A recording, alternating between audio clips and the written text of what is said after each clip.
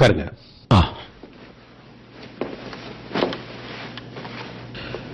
நீங்க 20 வருஷமா தண்டனை அனுபவிச்சுட்டு இருக்கீங்களா? உண்மையா? Yes sir. இந்த இடைப்பட்ட காலத்துல திருந்திட்டு தான் நினைக்கிறீங்களா? எஸ் சார், உண்மையா தெரிந்துட்டேன். நல்ல பாடம் கத்துக்கிட்டேன். சரியா சொல்லணும்னா நான் ஒரு மனுஷன் ஆயிட்டேன். இனிமே என்னால எந்த காலத்திலையும் யாருக்கும் எந்த கெடுதலும் வராது.